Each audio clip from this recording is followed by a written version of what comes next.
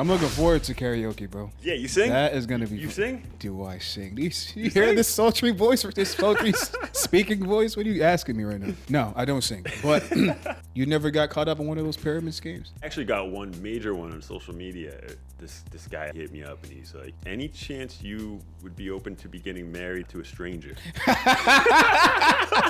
I knew there was a possibility that I just kept going through the process, and I'm just like, we'll see what happens, all the way to the altar. You know what I mean?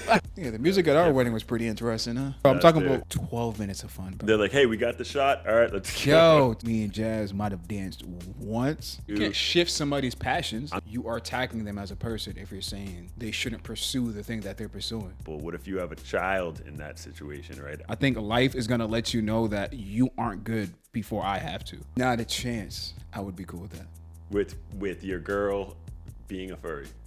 No. We could talk about it. I need to know, what is this about? Do I have to partake in this furry community? What if she said, hey, I'm gonna get my whatever outfit on, cat or giraffe, and you guys are just watching a movie and she's just like meowing, or you know what I mean? Is that I'm just saying, is that She's just meowing for the rest of the day? That's all she's doing is meow. Hey, how's everybody doing out there? Hope y'all having a great summer. Just a quick update on my side. I have a couple copies of my book, Life by Design, on inventory. If you get it from my website today, there's just a few copies left. You can get a signed copy. And to go with that, I'm also throwing in a personalized video for anyone who purchases that. Both options are available on my website. Once again, thank you for everyone who supported me so far, who's bought this book. I hope you enjoy the podcast that's out right now, and I hope you enjoy the rest of your summer. All right, aside from having audio in one ear back and forth at a time, is it all f***ed up? Oh, we back. We back. Yeah, it sounds smooth. I sound smooth. Other than that, we are good to go. I got to preface this podcast with saying I usually don't drink espresso. I usually just drink straight coffee. Yep. So this espresso kind of has me like on edge right now. So if I start speaking fast or super passionate about anything, this is why. So let me just start there. Okay. Good to know. We're down here in the new studio, Studio B. I like it. I've been working pretty hard on upgrading this place, painting everything white, adding a couple new features to make this a little more official. Did you add this plant, or was this already there? I put that there too. Smart. As well. I like it. Yeah, trying to hide that wire. We'll eventually get that cleaned up too. That's dope. And yeah, other than that, upgrades. Yeah, you know, big shout out to my good friend Peria. She hooked it up with these chairs. These things are itchy. Yeah, these things are nice. They're comfy. I like them. And yeah, I mean, you know, I got a couple other ideas, but other than that, we're good to go. These arms just came in pretty recently. I feel like it's a little more official. I feel a lot more comfortable too. You know what I mean? And this feels more natural to talk to you like this. Yeah, we were tight. We were tight behind that desk before. We were pretty close. I feel like a newscaster. It felt too like. Yeah, so you know what I mean. So today in Boston. Right. Yeah, no, this feels a little bit more relaxed. We got our space. I won't be stepping on your toes. Right. Chill out a little bit. How do you like the room in general? Yeah, I like this a lot. I like it a lot. We are going into today raw. I think I just texted you and was like, "Yo, you coming through? You good to go?" And I said, "Yeah, let's do it." I just said, "What, 2:00? 2:00 work?" Yeah. So yeah, I think we did talk about coming up with ideas in the future, and we should start doing a text list. Let me ask you this then. Yeah. Before you sent that text, there must have been something on your mind. Before you sent that text, like, oh, let me hit up Mike, see if he's free today. Yeah, I'll tell you what it is. It was that I got these new toys in here. I was like, yo, I don't care what we talk about. I gotta check some shit out. I gotta see what this feels like. I gotta see what that, do some experiments. I was waiting for something way more prolific than that. I was like, nah, I just got some new shit, bro. I was like, all right, man. Yeah, Perry is the home girl. Man, I mean, she's been also helping me in terms of like design this whole setup. Well, shout out to, is it Peria? Peria, shout out to Peria. Yes, you should be here, but that's okay. You should be here. Wasn't that like a pyramid scam at one point? What's you that? should be here. Wasn't that a thing? You never seen that? I'm not sure if I've seen The it. people like the "You should be here" signs, and it was like a You know what? Let's make use of this TV for the first time. bro. That was a thing. Type in me see "You here. should be here" pyramid scheme. Hope I'm not offending anybody, but Somebody who actually participated in it. those you're saying? pyramid scheme people used to stress me out, bro. There's the timer. We'll go here. You should be here. Pyramid. You should be here. Yeah. There you go. Ugh. What do we got? Ugh. anyone- Just type in images, bro. Just type in images right there. Images? Yeah. Dog, those people right there are the worst, bro. Yeah. I've Oh never heard of my this. god, you kidding me? Now go to like Oh, that's how pyramids work. Yeah. yeah, like click on any one of these people. Yeah. Yeah, there you go. So what's going on here? What? Like, So I think they go on these trips or something, and then they pull these out like, you're not part of our group. But I'm not 100% sure what they do, but I know it's one of those things where it's like you sign people up, and then they're under you, and then they get people signed up, and they're under that person. You know how pyramid schemes work. yeah. It was just another one of those. It was like a travel pyramid scheme. Yeah, I mean, yes, that's travel scam right there. So it's like, oh, hey, I'm here. You should be here too. Contact me. I'll get you in touch. And I'll let you know how I got this Yeah. for quote unquote free. I gotta find out how they got there, man. I want to go. I really want to go.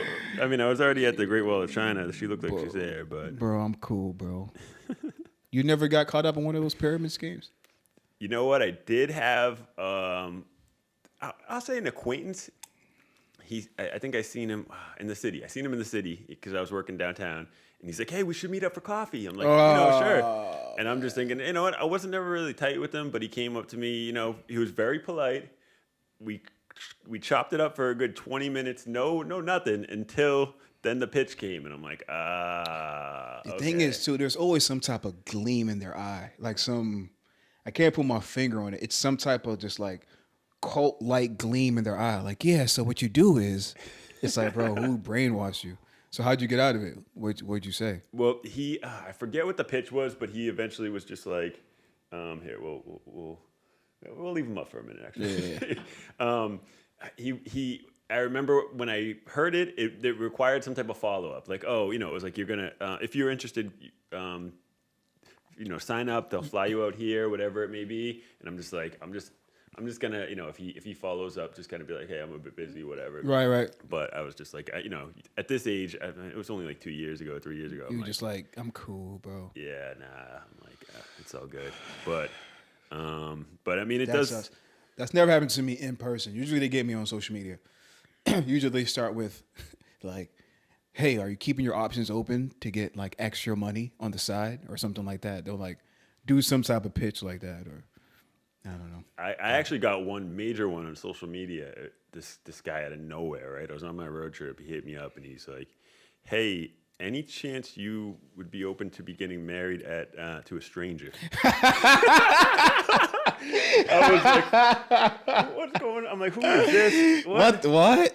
He's like, I know it's kind of crazy, but I'm like, all right, let me do it. He's like, just check out this show. It's real, I promise. He got me though. Yo, that's a good one. Oh man. Yeah, that I was because at that point you're really looking around. Like, I don't know how they approached you, but I was looking around like, is this real? Like, Right. you know, Right. are they? Am I getting set up here, or you know, whatever? But everything looked legit. But you know what's crazy is, for me, I'm like, all right, what happened is, I'm like, there's no way I'm gonna actually get picked. So you just thought you weren't gonna make it. I knew there was a possibility, but in my head, I don't know why, I just feel like it was so far-fetched that I just kept going through the process. And I'm just like, yeah, we'll see what happens. All the way to the altar. You know what I mean? Like, I don't know. Like, of course, Yeah, anything could happen, but I just didn't. I was going on my everyday life, and I was just like, had this thing on the background kind of happening, but not really putting much, what's the word?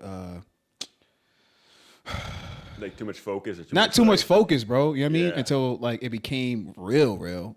But yeah, it just never in a million years. Yeah, I think the thing about the the experience of applying for me was like, okay. First, do I want to apply, right? And then it's like, do you want to, like, okay, would I do this if I get picked?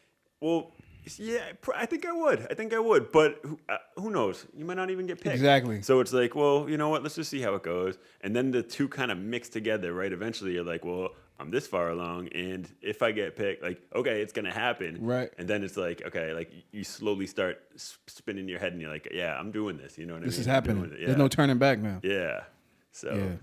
Yeah, same with me. Because even up, I mean, literally, they kept us waiting until 2 weeks before, and it was like, am I getting picked? I think I'm getting picked. I'm probably getting picked, but who knows? I still might not. You know what I mean? Yeah. But you know the one thing I wished I would have like kept in contact with some of the guys from the workshops To find out. to know what was going on. I remember as the process was happening, I was just like, damn, I wish I could talk to some of the guys in the workshops to know what's going on with them. Yeah. To see if we're going through the same experiences, or you know what I mean? Yeah. I just wanted somebody to talk to that was going through the process. Yeah, and just okay. Hey, did they stop contacting you? Okay, they're still contacting me. 'Cause right. I think O's had an experience like that. He was in contact with somebody. Yeah. He was like, Are they hitting you up? And he's like, Uh-oh, I think I'm making it further than that. Right. And he had a point of reference. For me, it was like, man, I'm over here at the gym. Like, they have cameras out. I'm like, I think they're like investing. And I'm like, damn, I worked out with them so many times, bro. Really? Like, I'm working out again. Like, I get it. I'm the fitness guy. I got so much more to offer, bro. I remember the first time they did a home visit with me. They were like, I was doing pull-ups. They were like, yeah, so take your shirt off. Is that cool? I'm just like, while you're at home? yeah, bro. I'm like, I guess. Like, you're like, this ain't the gym, but all right. I don't think they even asked me. I think they kind of just was just like, yeah, like it's time. You know what I mean? You want to get on the show? Hey, yeah. Yo, that was funny. Did I tell you? So I had Pastor Cal over, and I got the pull-up bar, you know, and he's like, "You do that?" I'm like, "Yeah, of course." You know, he's like, "Let me see what you got." So I gave him a quick 10 piece. He's like, "You know what? Let me get up there." Full suit. This guy put up a quick 6. Wow. Yeah, I was shocked. I'm like, "Oh, you still got it, Pastor Cal." Damn. Yeah.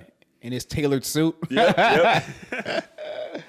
Yeah, Oh, which is even man. more impressive. I'm like, hey, you know, I'm still thinking I got the juice at 38, but Pastor Cal's up there. I don't know how old Pastor Cal is. 50s? I couldn't tell you. Sure. Oh man. So, well, yeah. While we're going off the cuff, Yep. we got a little activity tonight with the cast. Oh yeah, bro. I'm looking forward to that. Bro. I know. I saw your first thought. We probably won't get into that. Yeah. But I'm just thinking about it. It's kind of funny. I was with Noe last. We were getting boba last night, and I was like, "Oh, we're going bowling." She's like, "What?" I'm like, "Oh, it felt like bowling because the last time, maybe not the last time, but maybe the last time we were all getting together. You know, at that point in my head, I think everyone was still going. So I'm like, "Yeah, we're going bowling." She's like, "When are we going bowling?" I'm like, "Oh shoot, we're not going bowling because that was that was the activity we all did." Oh right, yeah. Just pull that down. But I'm looking forward to karaoke, bro. Yeah, you sing? That is gonna be. You sing? Do I sing? You hear this sultry voice, this sultry speaking voice? What are you asking me right now? No, I don't sing, but I feel like I can hold a note though. I don't think I'm a good singer. I just don't think I'm tone deaf. Yeah, I don't have a good singing voice. I just doesn't. I feel like you sound would good. have a super good singing voice. Your voice is super deep. It doesn't go very high though, and I think. But you got to just stay in that low. Stay in that pocket. You know what I mean? Like stay in that Barry White vibe. Like stay in that. Don't get crazy with the falsetto. Nah, like don't. that. You're not Maxwell. You know what I We're mean? not dreaming them out here. Nah. You got to stay right there. Funny thing. I actually went to a karaoke bar yesterday. Like What the? you can't write that type of shit. Yeah, what's going on? I didn't do any karaoke though, but I Just went. scoping it. You like to do Let me it. see what I'm gonna do. Nah, but so I went to karaoke, a karaoke bar yesterday. There's Hong Kong and Cambridge. Yep. Yeah, I was there for like a couple hours visiting some friends, and one of the girls that was there, hates karaoke. She hates it with a passion. What the hell is she doing there? Well, first we went to a taco bar. You ever heard Local Taco? Lone Star. Is it Lone Star. That's in Kendall? Lone Star in Kendall? Austin. Austin. Oh, Austin. yeah. It's Austin, Lone Star or Local Star, whatever. It doesn't matter. We were there first, and then we had some friends that were visiting from New York that wanted to go to Hong Kong, so we met them there. And the friend that I was with at the taco bar hates karaoke, but she was like, "I'm not going to be a bad sport about it," you know. And I was messing with her. I was asking her like, "Would you be able to deal with a guy that was really, really, really into karaoke if that's something you don't like?"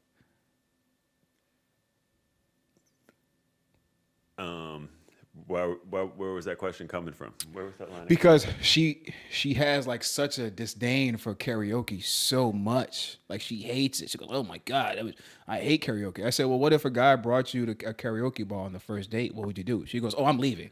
100%. I'm leaving immediately." Wait, it was a surprise.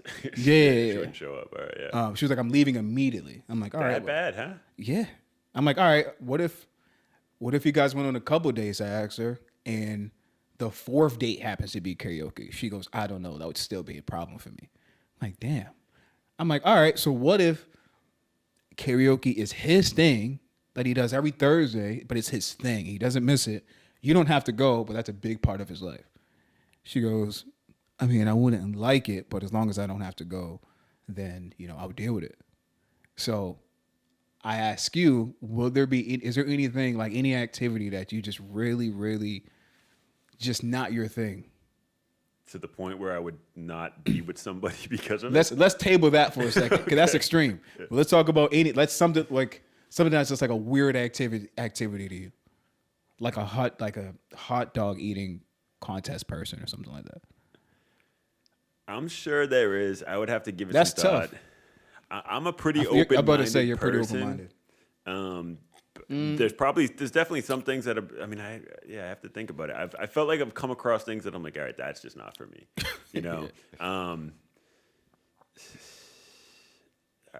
I can't think of anything off the cuff, but I'll have to. Yeah, what do you got? I got to think the most outlandish shit in the world. Like, I mean, I got a basic one which is polar diving. Like, I don't even like to get out of the shower without a towel. When you got to like run and get like, so cold for me is just a no-go. So people who go into like the Arctic and run into the water with like no clothes on, that shit's crazy to me. Yeah. That's all right, I'm not messing with that. Like, you can go do that all you want, come back and I'll see you. Mm-hmm. But I think the thing with the girl is she was unattracted to karaoke. It turned her off. You get what I'm saying? Like, It's something that was just like, she genuinely was just like, I can't imagine my guy doing something that I really don't like. Like, she doesn't even like the activity. You know what I mean? Yeah. So I was just trying to think of what parallels do we have to that. I don't know if I have any. Well, I can't think of any yet. Some people are really averse to furries. Wait, hold up.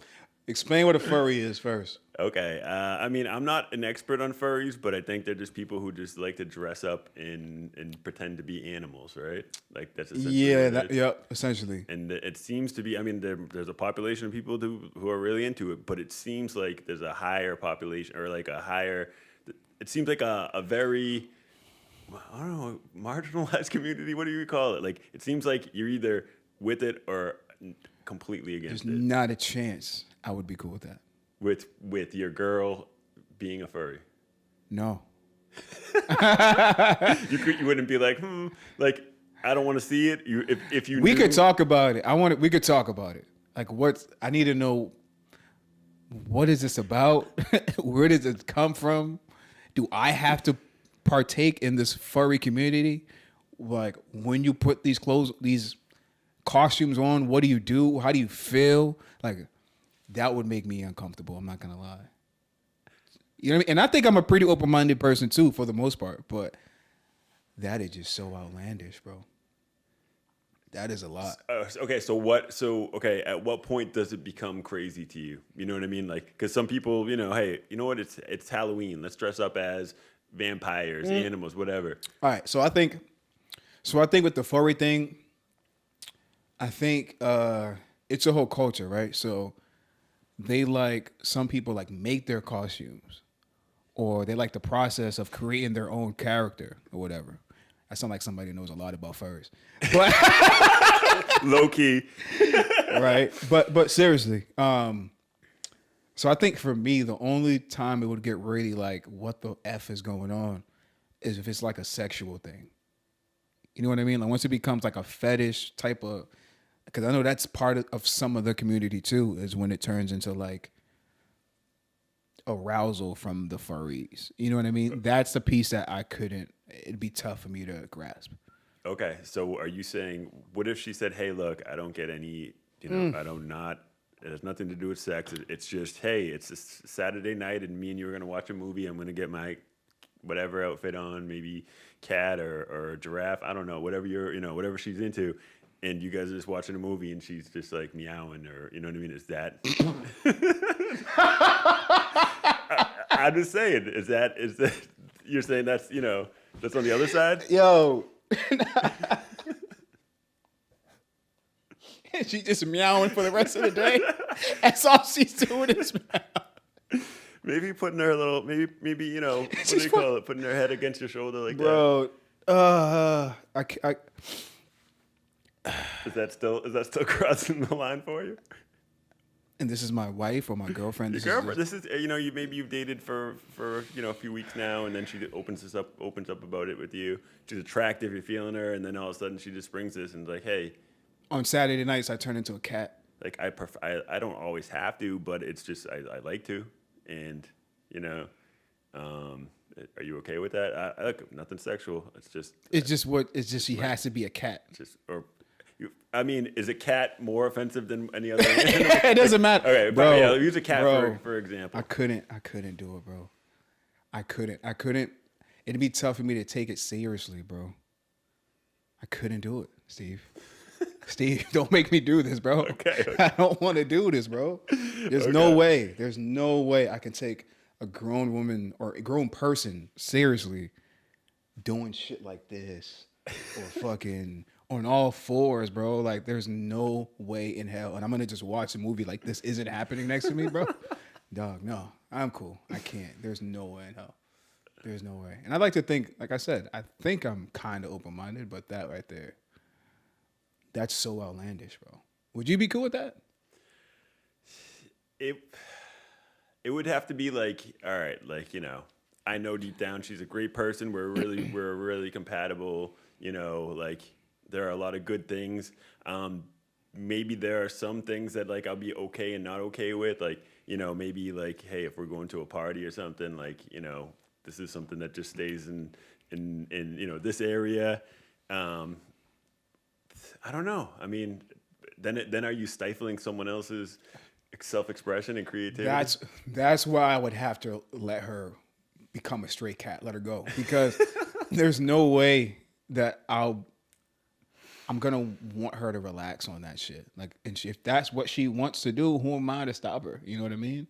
I'm like, go be free. You don't need me. Like, no, there's no way. I think the timer's up. But it'd be up. Okay. Yeah. But there's no way in hell. Let's do a quick reset. Let me look up furry community, bro. You want to put it on the screen? I don't want to stay on this too long, but I just want to see what it is. So I just noticed you looking up the furry community. Did you change your thoughts at all? I'm not gonna lie, Steve. You're on board now? Some of these furries are kind of sexy, bro. Now we're talking. Okay. Some of the furries, bro. Hey, we're winning them back. Okay. They ruffling my feathers. Nope. Nah, no. My stance stays, bro. Some of these furries are scary. Like, you can't make that something that I'll be okay with. I can't do it, bro. I can't. Fair enough. I'm not there yet. Maybe when I get a little older, a little more wiser, a little more open-minded. But for right now, I'm cool, bro. I can't do it, bro. I can't. Did you have any other things that you had in mind that were deal breakers for you? In general? Or did I find a good one for you? How do you even stumble across the furries? Because you were like, oh, what's a deal breaker? Karaoke's a deal breaker. Oh, yeah.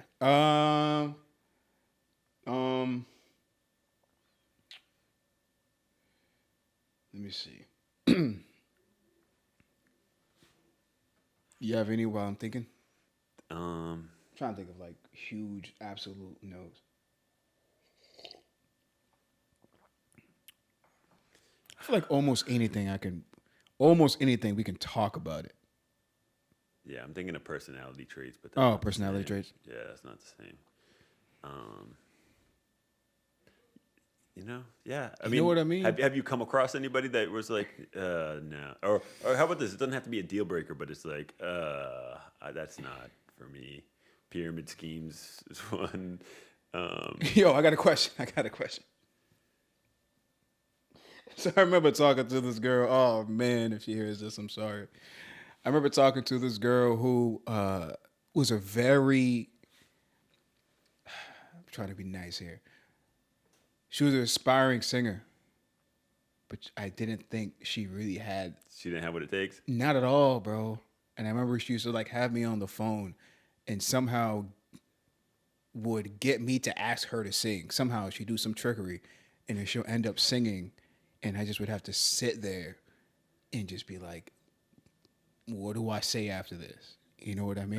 Are you a dream killer? Are you supporting? Are you encouraging, or are you helping? Right. And this wasn't a girlfriend. This was just somebody I was just talking to, getting to know. Okay. So I was just like, man, especially at the time I was a little younger, I didn't feel like I had the capacity to be like, hey, man, maybe you should take some lessons, or maybe you should go into dancing. Maybe this isn't for you. But I don't know. There was something unattractive about her not being good at her craft. Really? Yeah, bro. There was something unattractive about that. For me, off-putting. And that was what she was most passionate about. Yeah.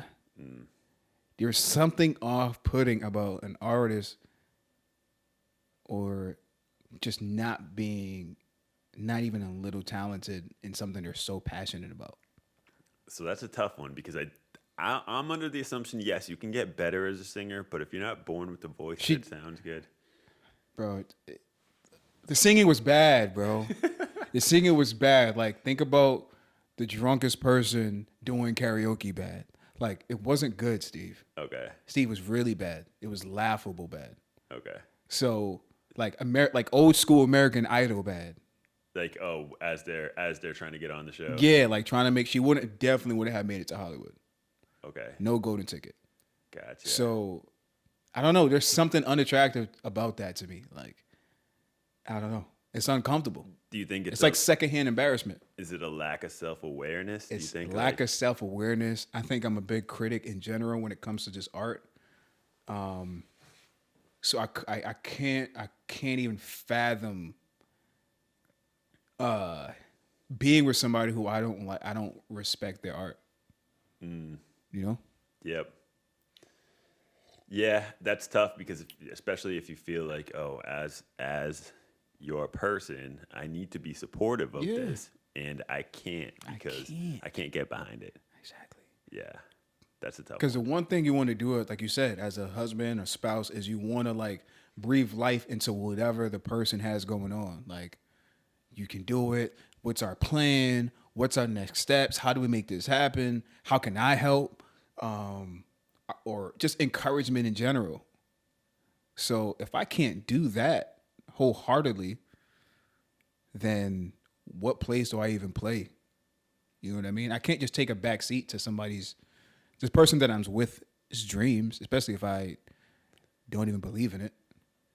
Okay, now tell me this, was this the deal breaker, or because I feel like there could be a circumstance where, hey, this is what you're passionate about, and I'm not, you know what I mean? I'm not on the team for this aspect, but you're also good at this. You know, you have potential here. There's other things you do. You can't shift somebody's passions. I'm not saying shift it. I'm saying, hey, look, I believe in you as a person, just not as a singer. You know. But as somebody who's so attached to their art, you are attacking them as a person if you're saying that they shouldn't pursue the thing that they're pursuing. Like, for somebody that's a singer to their core, and you're telling them, I believe in you as a person, but not you as a singer, you might as well not believe them as a person as well to them. Well, tell me you this. What I'm saying? Do you have to tell them that I that I believe in you. Do you have to, like, I'm not saying you have to tell them, no, you shouldn't pursue this. I'm saying I'm going to be hands off on this area. I can't be hands off with the person that I'm with when it comes to their passions. I can't. I just can't. I also just don't want to be. I want to be a part of it. You know what I mean? I want to be a part. So, and even just on a base level, bro, there's something just off-putting about it, bro. Like, there's something just unattractive about that secondhand embarrassment of just like, man, you are really, really bad. Do you get what I'm saying? Am I sounding crazy? Yeah. Am I sounding unreasonable? Talk to me. I think it just really, for me, in my mind, what I'm thinking about, it really depends on how important this was. Like, if it can't be pushed aside, I think you have, we all are open to choose and want what we want. So if you are looking to find somebody that has a dream that you can stand behind and support it, nobody can tell you otherwise. You know what I mean? That's your thing. Okay, maybe that's a requirement close to a deal breaker. Who knows? Yeah. What about well, let's take a different example. What if you have a child in that situation, right? They just really want to be a performer, singer, dancer, and you're watching them, and they're just like, okay, it doesn't look like you were born with a voice. And it doesn't look like it's getting And better. we've done all the lessons. Lessons aren't helping. Yeah, you maxed out on it, and it's just like, okay, but they're not letting that dream go. So with kids it's harder because a kid can be a horrible singer at 10 and then figure it out in a couple of years. What I mean? If it was the voice that you heard on that phone? But if it was a child, like seriously, like if you're a child, it's tougher to just say to kill a child's dream or kid's dream because. All right, we're getting to 16-year-old now, and it's just not puberty already hit set in. You know what I mean? This is the voice. This is it, bro. Oh man. So the reason why I feel like it's tougher, bro, for a kid is because I feel like as a kid you have the luxury of time a little bit to keep making the mistakes. I think life is going to let you know that you aren't good before I have to. Mm-hmm. And they have the luxury of time of continuously getting told no or continuously getting examples of, hey, maybe I shouldn't do this anymore. You know what I mean? But when I have a spouse that's 35 plus or 30 plus, we don't really have the luxury of time. Maybe it's time to shift the focus. So it's tougher to tell a kid they shouldn't do something. Also because I feel like there's a lot of lessons that you learn as a kid, even as you're failing. So I could think you're really bad, but you know what? You're going to learn a lot from this experience. I'm not going to shut you down. I'm not going to take your confidence away from you. You know what I mean? Yep. There's a lot of power in them figuring that out on their own. So I feel like that's a little different with a child, you know? Yeah, that's a good point. I think probably some of my biggest growth in things I've attempted, and who's to say it is even a failure, right? Like you might, back in the day, I wanted to make an album. The album, and I bet nobody could tell you shit about that album, right? I mean, it was me and my boys. Yeah, we were doing this. If someone said, "Oh, what year is this?" This was between 2001 and 2004, somewhere around that area. And so, 19 to 21-ish area. And I mean, even if we made trash, it was fire, but yo, the seriousness in your face. It was straight flames. But if it was trash, think about how much I learned music production, voice recording. Look at, right here, right now. This mic, we made the album off. See? And that was 20 plus years ago. Yeah. So it all correlates. It transfers over, bro. And actually, funny enough, I had there were 5 of us in the rap group. Damn. And I just had the youngest one over yesterday, and I was like, "Hey, man, did y'all play the album?" We didn't play the album. We should have. So when you listen to it now, how do you feel about it? You were like, "Oh, we actually were pretty good," or you were just like, "We weren't as good as we thought"? I think So Honestly. I think we were good, man. We had a buzz, like even in the city.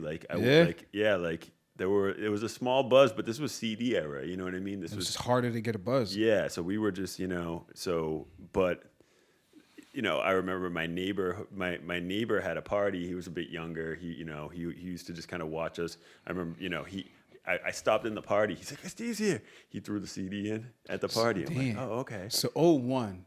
I'm trying to This think. was probably more like at this point, like 03, 04 when So the album was what completed. what were you guys like, what did you guys sound like? What would you relate it to, if anything? The closest, if you were to make a playlist, right, of like different hip hop or different music, whatever type of music it was, where would you guys fall in? What kind of playlist? Who would be on that playlist? That's tough to say. I mean, you got to remember this was a different era. Yes, right? I know. That's what I'm saying. Yeah. 01. That's But we didn't really sound like, we had our own sound. It would be hard for me to be like, yeah, this is, like, cause I wouldn't say anyone was like bar for bar, like the tightest rhymes, but like we had a good sound and we had dance tracks, we had some hard tracks, we had some slow tracks. Like it was a good mix, okay.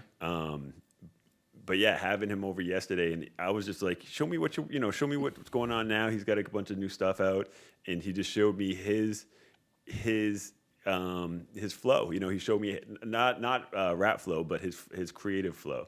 How he comes up with an idea for a song and all that. And back then it was just so different because it was me and Machard producing, and we would just kind of streamline. Hey, write a verse here, whatever. Yep. But he just has a whole different technique, and I was like, oh man, I really like the way he creates now. Yep. It's been so long since I've done it, but I'm like, I can totally feel like, oh man, I wish I had this creative process back then. Right.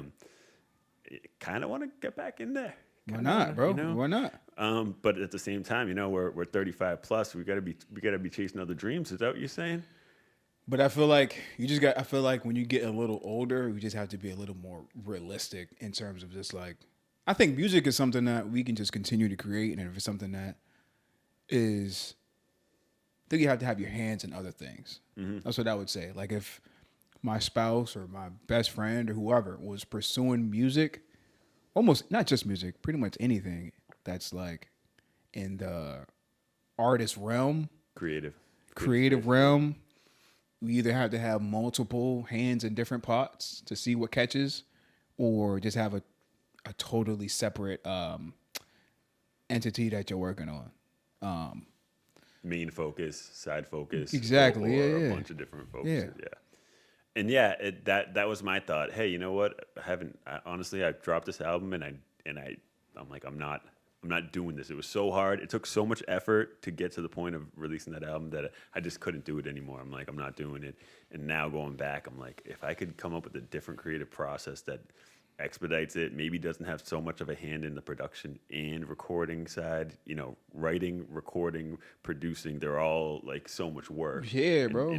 So like maybe dividing up some of those tasks and making it not seem as daunting. I feel like, okay, I could do that. But I'm going to experiment with it. Why not? See if I can come up with something good. And also just think about like what we were writing about at 19, 20 years old. What the hell is the content? Bro, it's such a, me as a, semi-perfectionist, like it's such a misrepresentation of who I am now. You know what I mean? Because it felt like it was lacking substance, but it was just like it had a good sound. And now I'm a whole different person. I'm almost twice as older than I was at that point. Maybe even more, actually. So now I'm kind of curious. All right. Oh, no, less, because I was at least 20. So now I'm curious, like, okay, what would I create? What would I talk about? What would you sound like? Yeah. As I'm sitting there writing, all these different thoughts are coming to my mind, you know what I mean? Compared to what it used to be, where it's like, oh, you're almost kind of trying to mimic or trying to like create something, whatever. Now it's like I feel like I'm tapped into my own source a bit better of, hey, this is what I want to express or what I want to convey. So I at least want to test it out, if it doesn't sound what's good. stopping? You have all the equipment, bro.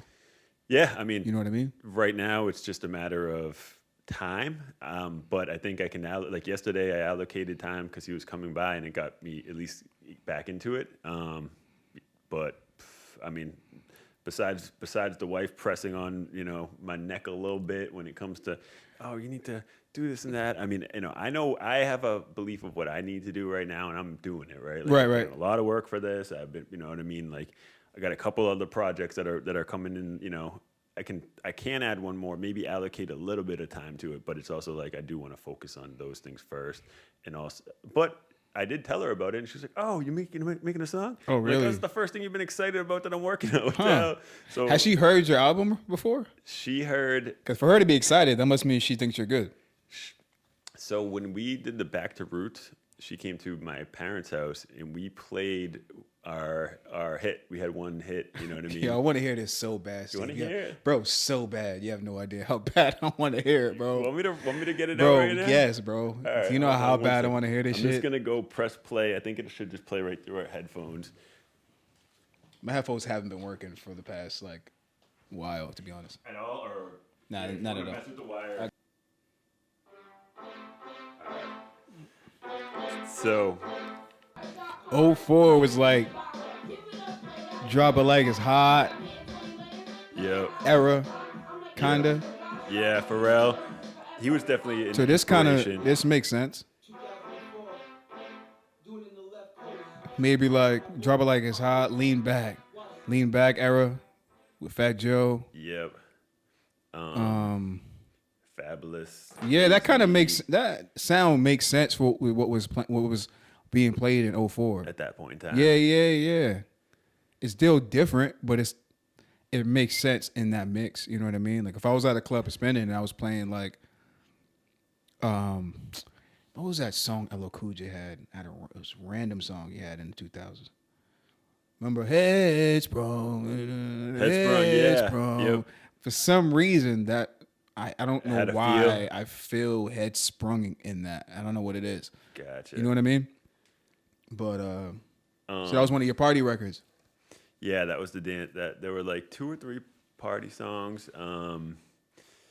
Yeah, Neptunes was a big influence because at that time, I mean, I always wanted to have just a big beast of a keyboard. We were messing around with this little, $700 beat maker that we made everything off of that. But I always wanted to get the better stuff, and I'm watching what the Neptunes were doing, and Machard rotation, and I'm Asian, so I'm like, oh, it's kind of like that. Yeah. Lil Jon was producing a lot. Scott Storch at the time. Yep. These are the people who we were kind of like looking at. Timbaland. Yeah, I mean, definitely long before the mumble era and all that. Right. So, so we have Usher, Tipsy. Everybody in the club getting tipsy. yeah. Bring 'em out. It's hard to get. Yeah. Yeah, we got Go DJ. Yo, that's actually makes a lot of sense, bro. The more I'm like reading what was out in 04. That sound. Yeah, it makes a lot of sense, bro. Yeah, and I mean, we were youngins, like we were just like trying to figure it out, like down in the basement of my parents' house. Freak a Leak, PD Pablo. Yep. Yo, that shit makes a lot of sense. Yeah, it makes sense, bro. It makes sense. I feel like almost every music lover, especially hip hop lover, has had some type of aspirations to really be in the music business at some point. So let me ask you this: did you ever write a few verses? Are you might kidding got a me? little something? Did you ever cook something up? I said, "Hey, yo, drop a beat." No, I'm playing. Of course, I definitely did. Of Did course, you record anything? I did. How much stuff? I didn't do a full album like you, bro. I think I had like a couple loosies. I think I did maybe 4 or 5 songs. Yeah. You didn't bring it to the maths world? What do you mean?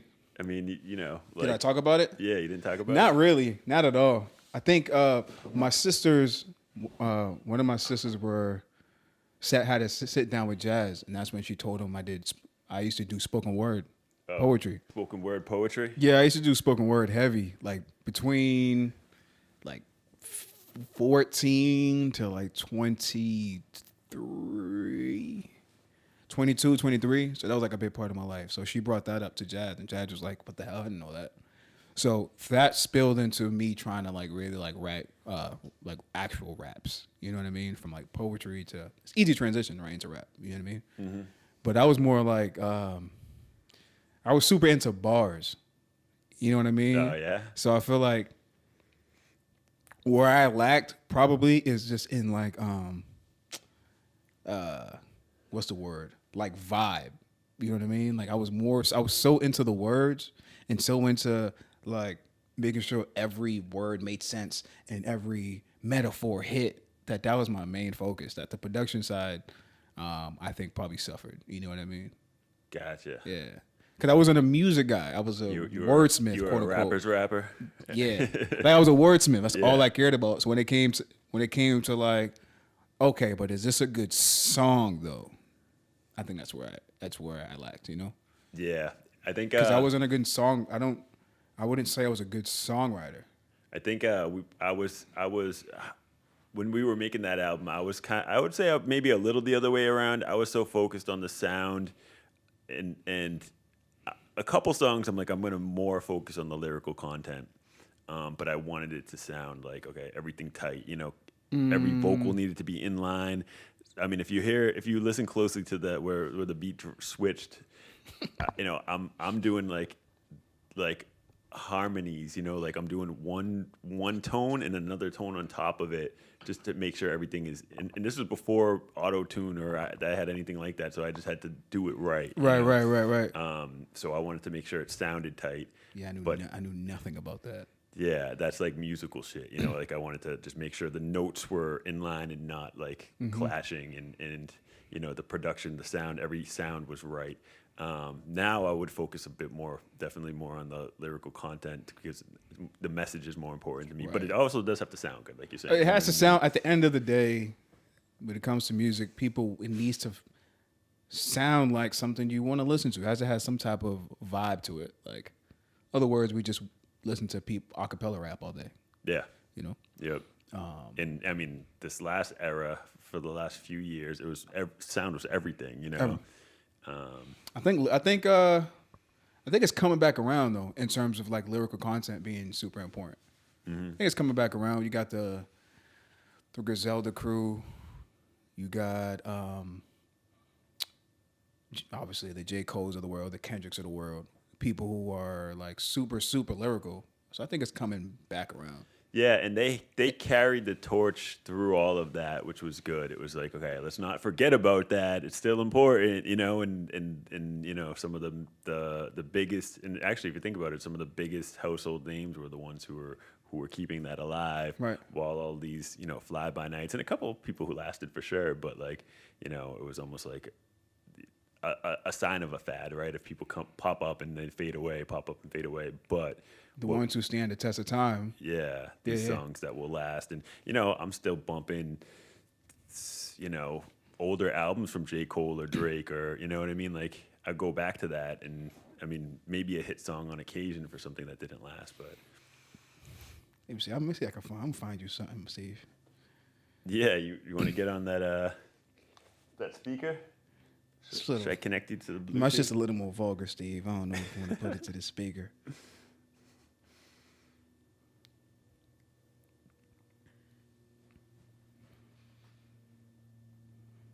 Oh shit! Forgot to hit the timer. I even had album art, Steve. Oh yeah. Yeah, we didn't have an artist at the time. I got into graphic design a little bit later, but. What was your rap name? Fuck, I didn't have one, bro. It was, I didn't have one. Literally just my last name, which is Morency. Yeah, I had that problem too. I was Moy. But I feel like my quote unquote, I'm gonna call it a career. My rap aspirations didn't really last that long. It was more of like an experimentation thing because my cousin was super heavy into music. He graduated from Berkeley, so nice. He was right around the corner. Yeah. So he was super into it. And he was just like, bro, you are a beast. You should just fucking try to record some shit. I was like, all right. So it wasn't, I had some aspirations, but it wasn't, I don't think I did it for long enough. Not long enough to have a cool rap name anyways. Gotcha. So you had what was it, like a year of writing? Maybe like 2 years on and off. Mm-hmm. Yeah. But I never really feel like I devoted enough time to really call it like a career, so to speak. I never even really put anything out like officially. It was just like I'm just gonna create these things, and maybe one day I'll get the confidence to put it out. But hey, you better get ready, man. I might be dropping Get Down and maybe one or two other tracks on mid-season somewhere along the way. Seriously? Because they may play it. Oh, I didn't even think of that. You know what I mean? Because I actually pressed play while we were recording at my home. So I'm like, maybe I should just put it out. Like, why not? Like, I mean, sure, it's 20 years ago, and like, makes me cringe a little bit because it's so old. It is what it is. But maybe I can burn it and then put it out, and also if I can, create one or two more songs that are more, representative of who I am and what I want to say now.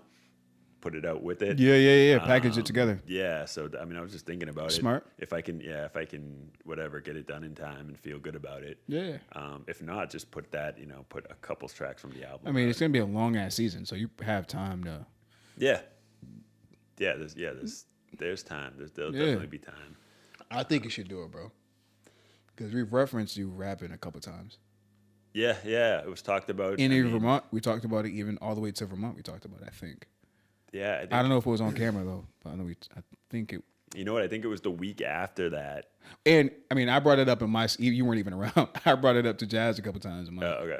Yeah, I think the week after that is when I showed Noy it. I think that's when we did the home visit or whatever. Yeah. The week after. Because I was thinking about bringing it to Vermont actually, because I know you wanted to hear it. That would have been amazing. I know. I would, but they were like, hold off, because we want Noy to hear it for the first time during your roots, and it made sense for that. But got it. But I wanted to do it while we were all partying. Yo, that would have been amazing, bro. Especially because we were all in a good spirits around that time, probably would have danced to it. Yeah, maybe played it at that dance party after. Damn. Yeah, that would have been the moment. That visual would have been so fire. Yeah, but I mean, whatever. Yeah. Instead, it was just me sitting with my mom and Noy, just like turning around. Should do it for karaoke tonight. And actually, on second thought, I'm gonna do this. Bring my own shit. Just have the beat playing. Like, what the fuck is Steve doing, bro? Actually, kind of funny thing. I was at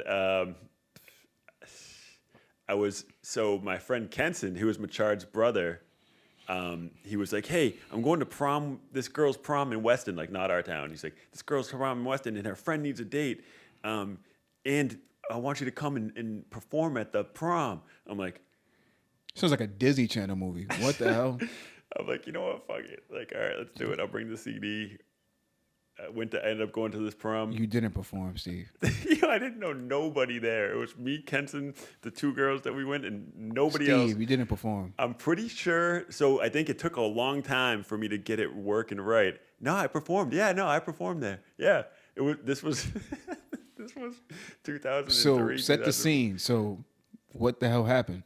I mean, people were just like, I think there were a couple other things going on. Like, I think other people were doing things too. I don't think it was just me. It's such a hazy thing, but I think there was just like an opportunity that like made sense to do it. Like all right, yeah. And I just remember, I can't remember the details. I can't remember if I wrapped up everyone else's part, but I remember doing my part. Yo, that's hilarious, bro. At freaking Weston, Weston. Yeah. Weston High prom. 2003 or 4, somewhere around there, and I'm just like, fuck it, let's go. Yo, if anybody has that video from a 2004 prom where Steve performed his song, I will pay you anything you want. This was before cell phones, man. 04? I don't think people were really recording on cell phones back then. It would have to be really spotty footage. You almost had to come with a camcorder back then. I'm still, somebody has that footage, bro. Dog. I would pay good money to see, oh my God. I wish. So we did do a couple performances. We went to the VFW. We did a couple places in Waltham. We even went to New Hampshire at one point. But again, nobody had cell phones back then. Damn. So I wish there was video footage, but there's a couple pictures, but that's about it. Yeah, we should have. You know what? I feel like somebody has a video, but I don't. bro. Yeah, there must have been a camcorder at one point, but I wouldn't know where to track it down Damn. at this point. But yeah, we'll see. Maybe it'll come out. Maybe it'll come out the wood at some point. But imagine the producers have it somehow. yeah, I end up watching it on TV. Yeah. Like, what the hell? How did they get this? Yeah, they went to Kid Clean or Face, one of the other rappers, and were like, "Hey, you got any?" Man. But speaking of music, I know the last time we spoke, we were talking about how you can have a whole album or a song or an artist attached to somebody else, like a spouse or to a past relationship. Or an era. Or an era or a point in time. Yeah. Yeah. Do you have any albums or any songs that as soon as you hear it, it just brings you back to a very specific time in your life? I have one kind of funny one. This was so it's Rage Against the Machine's second album, right? Mm-hmm. And we got on Christmas, we got N64 and the Rage Against the Machine album at the same time. So we were blasting Rage playing Mario 64, right?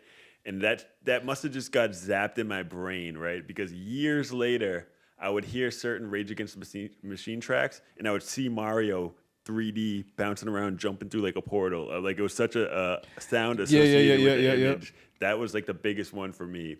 Definitely a couple like love songs or heartbreak songs would get me through certain breakups. So I feel like on occasion, if I listen to a certain song, I'm like, oh, that reminds me of that. Oh, yeah.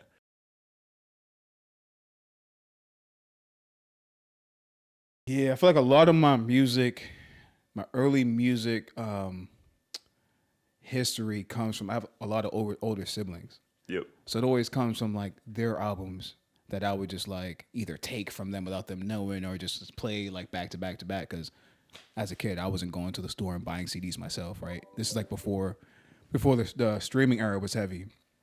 I remember, I think the first album that I remember really like playing out like until I think I probably broke it at some point was maybe Get Rich or Die Trying, 05, 04. That was heavy at that point in time. God, bro. Did you get a vest? I wanted one so bad, bro. Or I just wanted the G Unit. The tank. Yeah, oh my God, bro. Yep. Looking back, that did not age well. That tank looks horrible. But at that time, though. Do you know how bad I wanted that tank? Oh my God.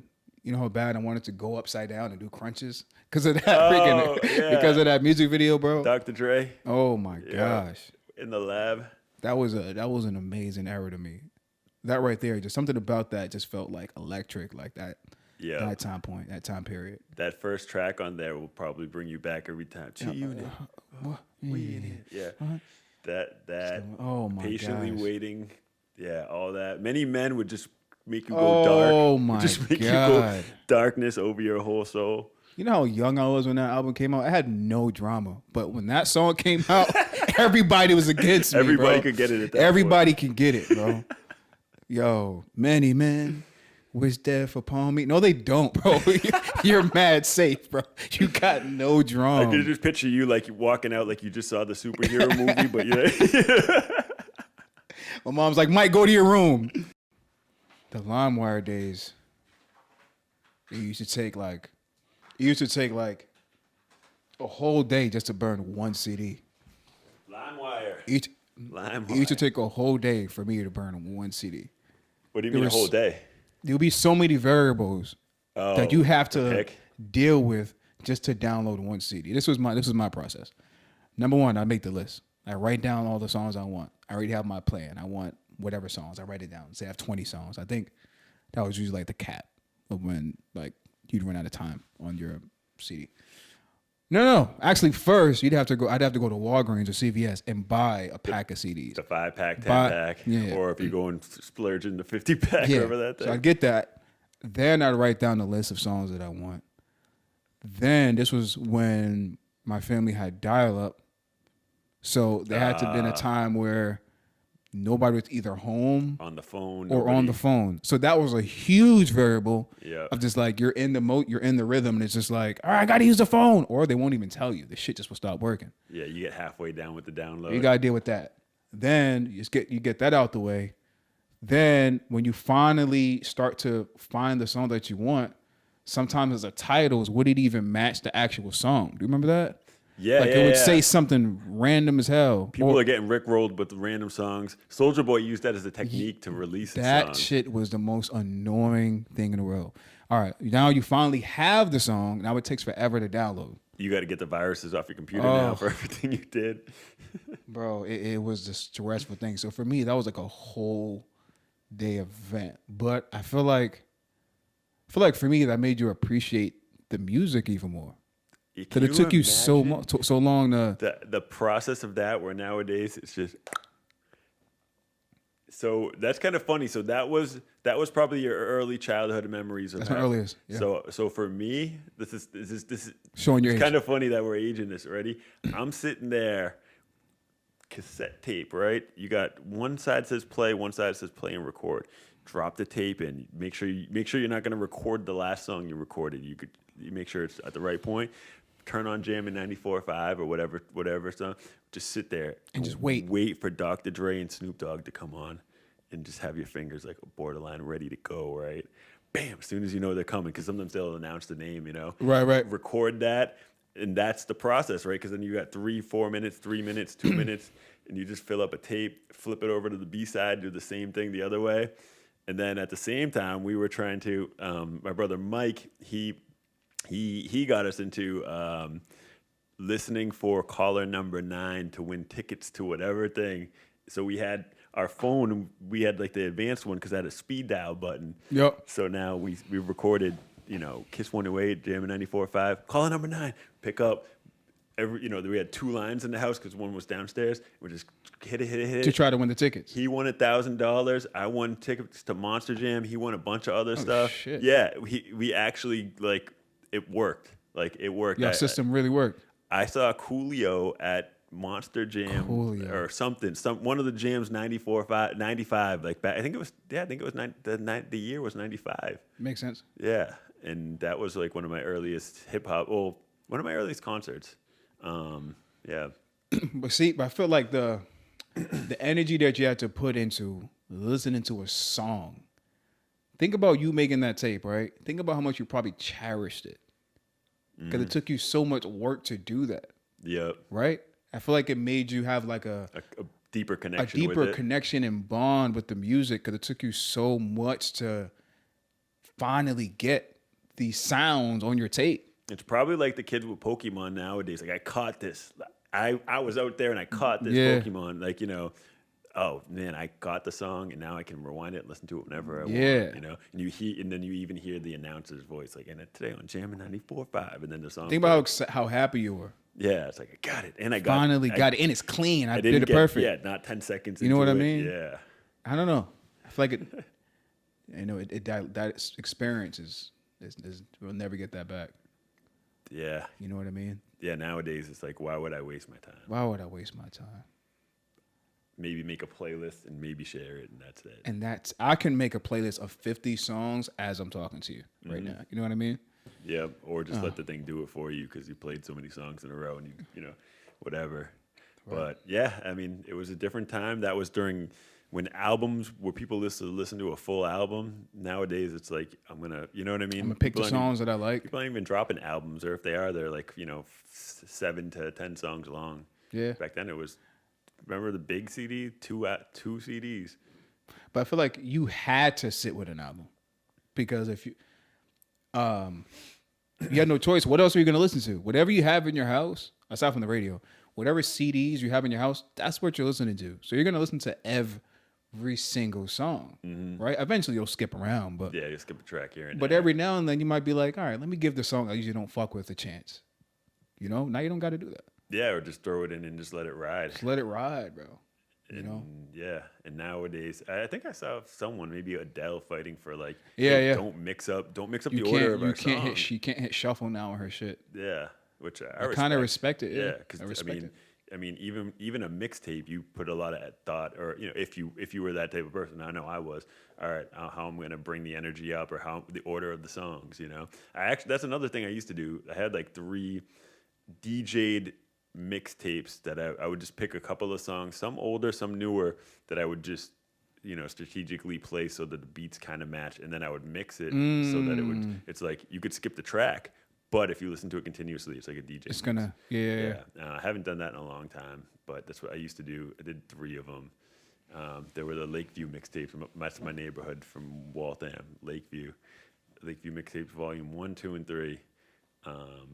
To just play like it's one long ass song. Yeah, like what I would do is I would just, I would play the second part of the hook over the first part of the last hook and just slowly blend them together. Yep. Sometimes maybe a little EQing, but I didn't get too fancy with it, but I just made it overlap so it was seamless as you listen to it. So Right. yeah. And that's definitely about like the order and the choice of songs and all that. Right. But yeah, that was just a little hobby. I told you I DJ'd, right? Yeah. Weddings, parties. Yep. Yeah, bars.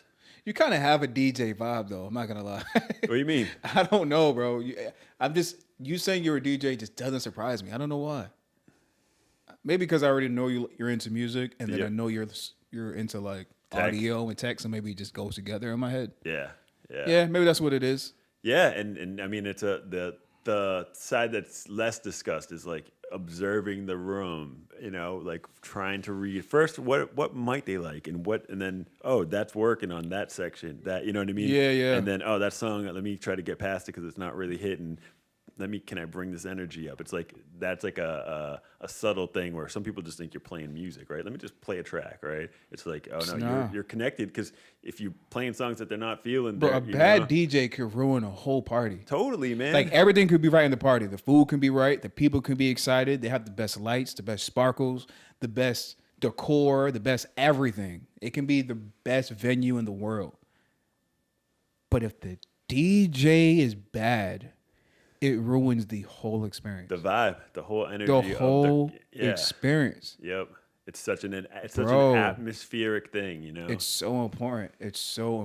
And you're right. It's not just as easy as just playing any song. You got to be like all right, what's happening? Are people getting up? Are people? And then you have to last. You got to last. What point of the time of the night is it? I'm keeping my bangers for the height of the night. Yeah, but I'm putting a couple somewhat in the middle early on so that they know. It's like, I want to get them on board first. Hey, look, I know what it is. I know what's going on. Yeah. But I'm also going to bring it back, you know what I mean? And do all of these other things too, but I'm going to keep you with me, you know what I mean? Yeah. So, because if you just try to do something crazy at the beginning, people are like, oh, he must be like a 90s But DJ. you ever have like, I'm sure you've been to parties or weddings where they'll play like something random, like the Fresh Prince of Bel-Air song? Mm-hmm. You ever heard that? Yeah, when they just throw something random that still connects with everyone. But they usually do that when everybody's already in a vibe. Yep. And everybody's already so heightened and already so like. And build trust. You build the trust. Yeah. You've been playing bangers for the first hour and a half, 2 hours. Let me just have some fun. Yep. But if you did that, I'm out the gate. I'm walking into the club or the party, and that's what's playing. Like, what the fuck is this guy got going on, bro? After that, you walk in at 10 o'clock, and that's when. Yo. Yeah, that's not gonna work. But yeah, you're right. Once you build the trust, it's kind of like, all right, I like what you did with that. I like what you got going on here.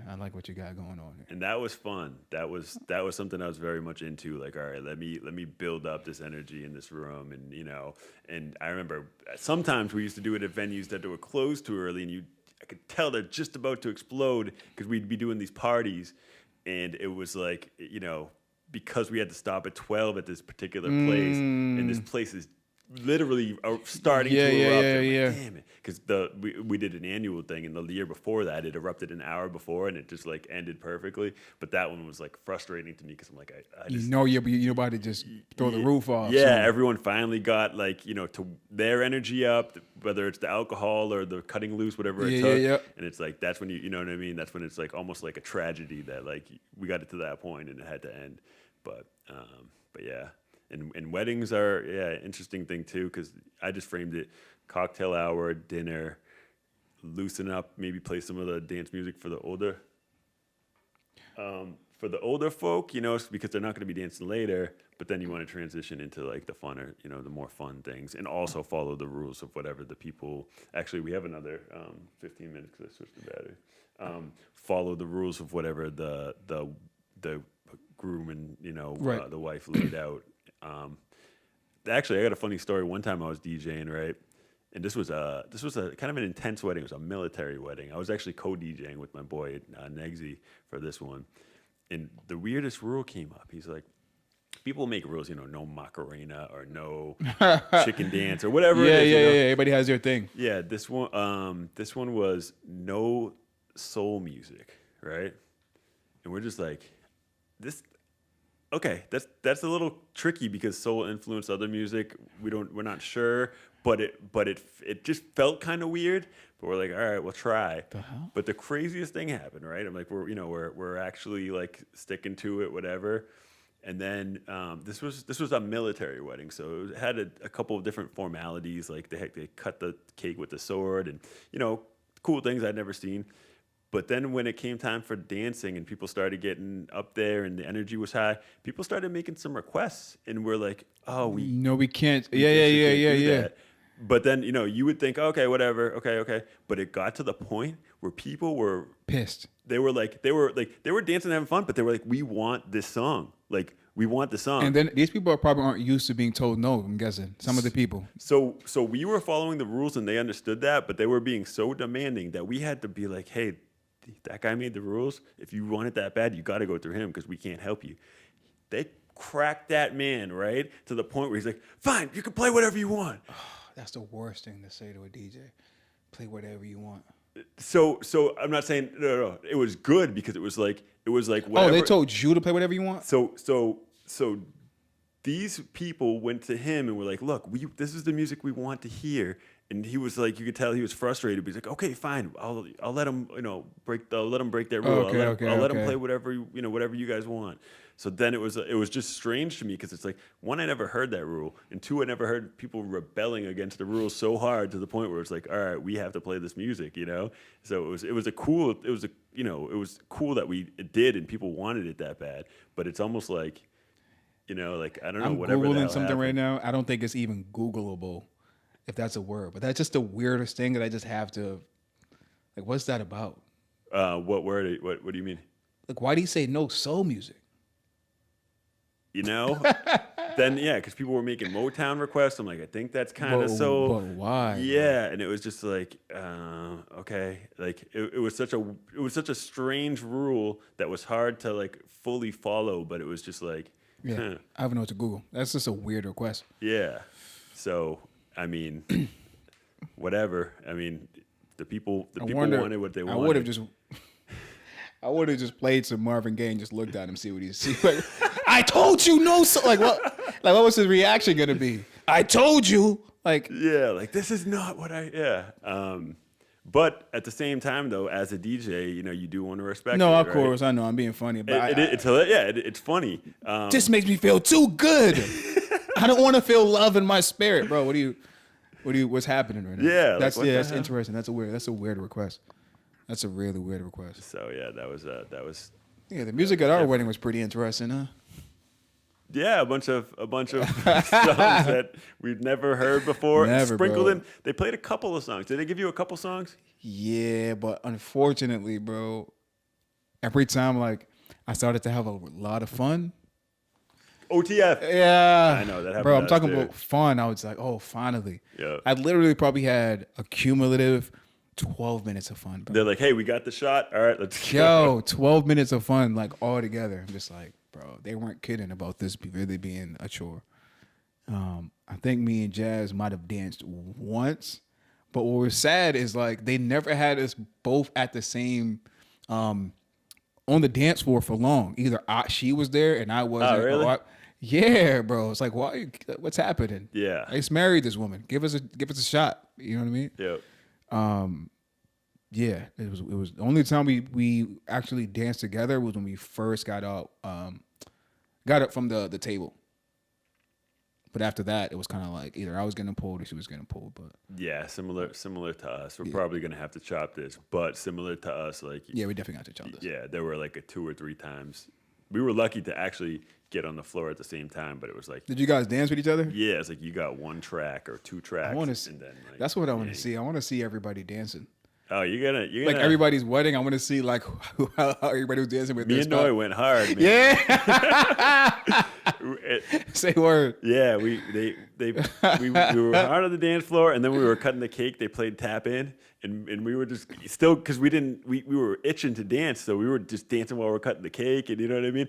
She doesn't believe me, but I remember we were swinging the knife around. She doesn't remember that? She's like, we didn't swing the knife around. She remembers, like, she's like, oh, I twerked during the cake cutting. I'm like, yeah, we were dancing. And then, but because we were so starved for it that, like, you know, anytime they played the song. That's mad funny. Yeah. Bro. So I'm excited to see that scene. Yeah, I want to see that. I want to see in general how much of the reception they're going to show. Because so much shit happened at my reception. Yeah. So much. But it's like, there's no way they're going to show all that. But there's only so much time. And yeah, I mean, they're just gonna, the crazy thing is that's probably the biggest scene that we'll see, right? That's like, okay, we're gonna see the most of that scene. The reception itself? Well, I feel like the ceremony, the wedding day, itself, the reception. Not so much the reception, but I'm saying that. Oh, yeah. That scene, you know, the wedding reception, all that is probably the biggest moment that we're gonna see. Everything else is gonna be down to 3 to 5 minutes. Right. Which is funny because we're in the. I feel like you probably are too, but I'm in the position right now where you think about everything that was said and done, and you're just thinking it's all coming, but in reality, it's not. It's not. But the worst part of it is you don't know what's coming, what's not. Yeah, you're like, it could just be all the worst things that you're afraid of, or it could be they cut all that out. Yeah. For sure. That's the thing that's the most nerve-wracking. And then there's some things you're like, why didn't they show that? You know, like that. That's important. I needed. I said some good shit. Oh, that was cool. Yeah. So right, and the thing is, it's not even just parts. They're gonna cut whole scenes. Mm-hmm. You know what I mean? Like full scenes. They're just gonna act like they never happened. Yep. They might cut full one-on-ones that we had. Yep. Yeah. Totally. How much did we do? Like, I don't know, 10. Oh, you mean the sit down with a friend and all that? Yeah, I don't know how much we did. We did more like 5 or 6. All right, maybe I was a little aggressive on the 10, but yeah, 6 maybe. They're gonna cut some of them. They're not gonna show every single one-on-one we had. Yeah, and the ones that they do, it's gonna be like, you know, a minute or 2 minutes of conversation or really important stuff or some, you know, it's like. Then you think about all the things that you did say. It's like, oh, that's so important, you know. And this piece would make this make sense. Damn. Yeah. But yeah, we have to cut all that out. Yeah. And we gotta let go. And we gotta cut all that out. Let go of like the need for like, oh, we need that, you know. Right. We gave up creative control.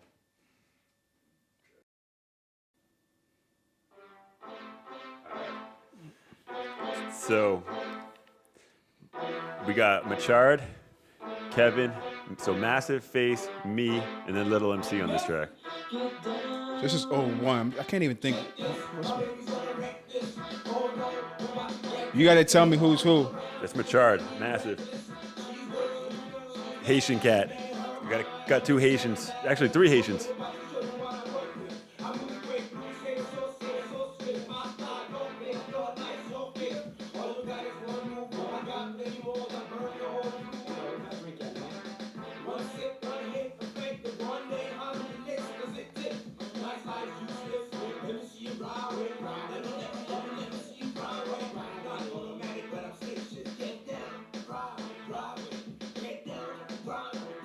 Y'all made the beat too? Yep, me and him made the beat.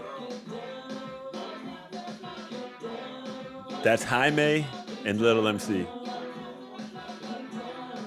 Jaime was a neighborhood kid. He wasn't part of the rap group, but he's on there? Yeah.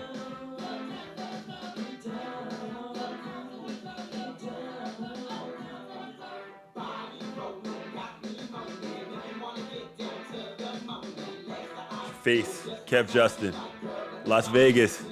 We're coming for you, my boy. That's where he's at now? He's in Las Vegas now, yeah.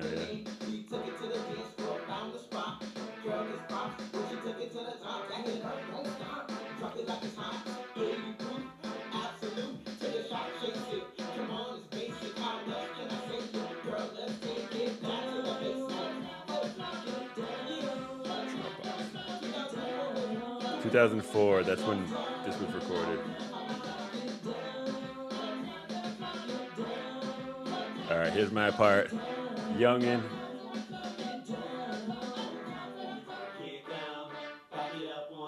Hey.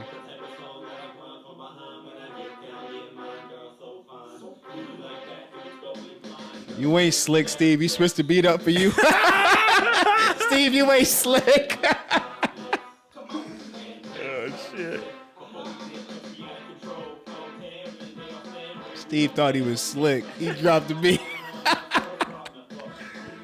Feature. It was a short verse though. I chopped it. I gave them the time.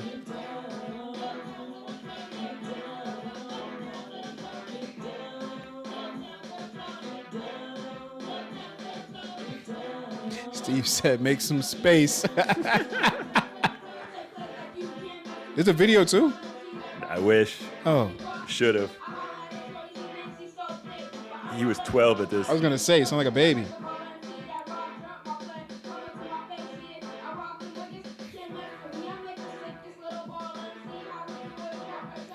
04 was like my Lupe Fiasco flow.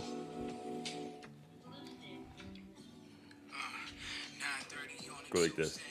And a nigga drunk as shit. Don't even know how I got here, man. Lace a trip. Missed call, text messages. I don't read them though. My ex tell me that she love me. Don't believe her. My niggas calling. Trying to get me out the crib. I told them focus on the dollar. Only got one life to live. Is that wrong? I don't give a fuck. I just won $1 million in that Bentley truck.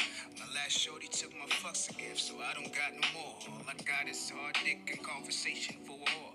Is that wrong? I don't know. I don't give a fuck.